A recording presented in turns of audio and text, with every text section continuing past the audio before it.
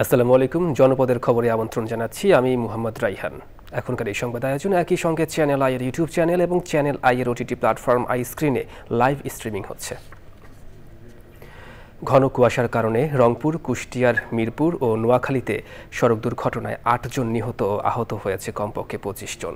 Police জানিয়েছে সকাল ৯:৩০টায় পীরগাছা নবদিগঞ্জ বাজার এলাকায় যাত্রীবাহী বাস ও থ্রি হুইলারের সংঘর্ষে থ্রি হুইলারের ২ জন যাত্রী নিহত হয়।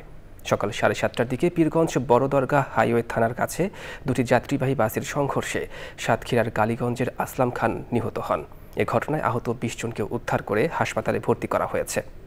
অন্যদিকে সকালে রংপুরের নজিরের হাট এলাকায় বাসের ধাক্কায় মাসুদ মিয়া নিহত হয়েছেন। কুষ্টিয়ার মিরপুরে ট্রাক সিএনজি অটোরিকশার সংঘর্ষে ২ জন নিহত ও আহত হয়েছেন ৩ জন।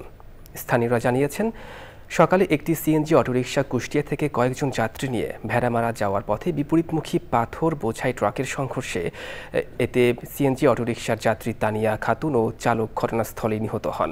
গুরুতর আহত ৩ জনকে কুষ্টিয়ার ২৫০ শয্যার জেনারেল হাসপাতালে চিকিৎসা দেওয়া হয়েছে। এছাড়াও নোয়াখালীর সেনবাগে অপর দুর্ঘটনায় পিকআপ ভ্যানের ধাক্কায় এক সিএনজির অটোরিকশা চালক নিহত হয়েছে।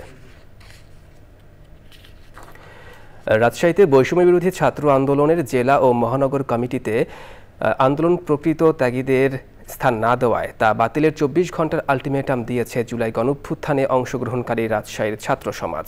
বেলা ১১টায় রাজশাহীর সাহেববাজার 0 পয়েন্টে আয়োজিত সংবাদ সম্মেলনে তারা এই আলটিমেটাম দেন।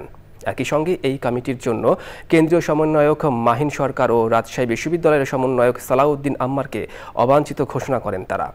লিখিত বক্তব্যে জুবায়ের রশিদ বলেন, জুলাই বিপ্লবে সারা দেশের মতো রাজশাহীর ছাত্র জনতাও বুকের রক্ত ঢেলে দিয়েছে, কিন্তু একটি স্বার্থান্বেষী মহল জুলাই বিপ্লবের প্রকৃত নায়কদের বাদ দিয়ে ৫ই আগস্টের পর সুবিধাভোগী কিছু অনুপ্রবেশকারীর মাধ্যমে প্রহসনের কমিটি গঠন করেছে।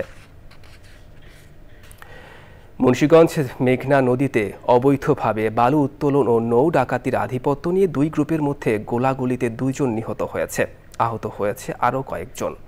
আয়ুব আলী নামের গুলিবিদ্ধ একজনকে গুরুতর অবস্থায় ঢাকা মেডিকেল কলেজ হাসপাতালে পাঠানো হয়েছে। বৃহস্পতিবার দিনগত রাত ৭:৩০টার দিকে এ ঘটনা ঘটে। নিহতদের মধ্যে মুন্সিগঞ্জ সদর উপজেলার আধারার রাসেল ফকির ও চাঁদপুরের মতলবের তুহিন নামের ২ জনের পরিচয় নিশ্চিত হওয়া গেছে।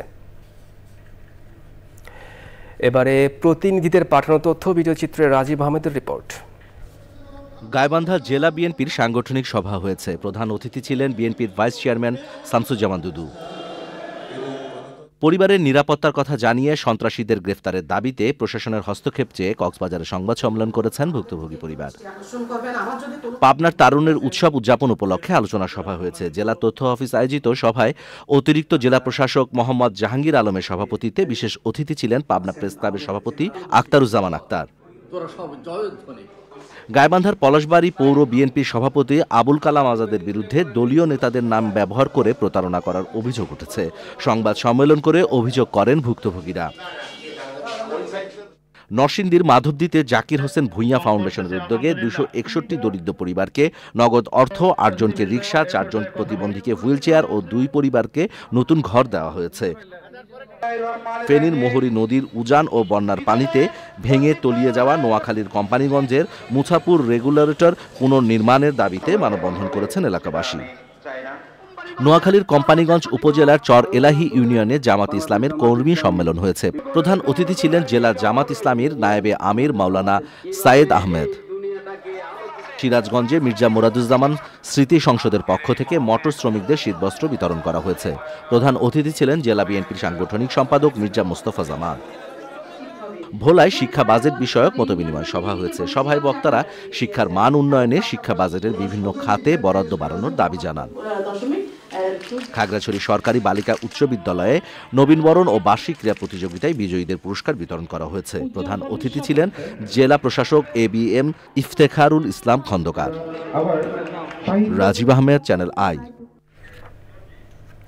জনপদের খবর আজকের মতো এই পর্যন্তই। একটু পর কৃষি সংবাদ দেখার আমন্ত্রণ জানিয়ে শেষ করছি। ধন্যবাদ সবাইকে।